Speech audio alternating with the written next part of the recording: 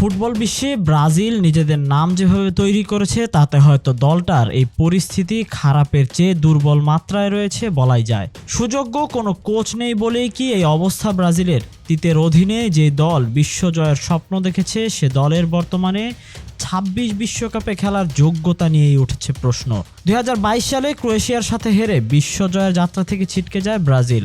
তারপরই দলের অন্যতম সফল কোচ তিতে তার চাকরি ত্যাগের ঘোষণা দেন। সে থেকেই যেন দলটির উপর চলছে নানান পর্যবেক্ষণ, তাতে যেন লাভ হয়নি কিছুই। কোচ নেই, প্লেয়ারদের খেলার ধরন ঠিক নেই, সবকিছু নিয়েই উঠেছে নানা সময় নানান প্রশ্ন।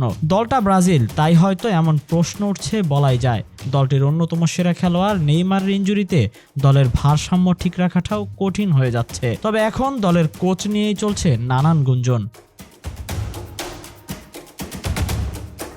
ইংলিশ প্রিমিয়ার লিগে ভিনিসিয়াস রদ্রিরা যেভাবে নিজেদের স্কিল শো করছেন, জাতীয় দলে নেই যেন তার কোনো ছিটে ফোটাও। অন্যদিকে বার্সেলোনায় নিজের সেরা সময় পার করছেন রাফিনহা। জাতীয় দলের হয়েও যেন তিনিই ভরসা। তবে ব্রাজিল ফুটবল ফেডারেশন ভাবছেন এখন সেই এক কথাই, পরিবর্তন আনতে হবে কোচের। তাই তো মাদ্রিদ কোচ আনচেলত্তির সাথে আলোচনা হলেও আসেনি কোনো সিদ্ধান্ত।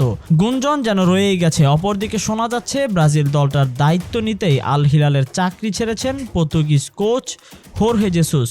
তবে শেষ পর্যন্ত নতুন কোচ এলেই কি পাল্টাবে ব্রাজিল ফুটবলের চিত্র?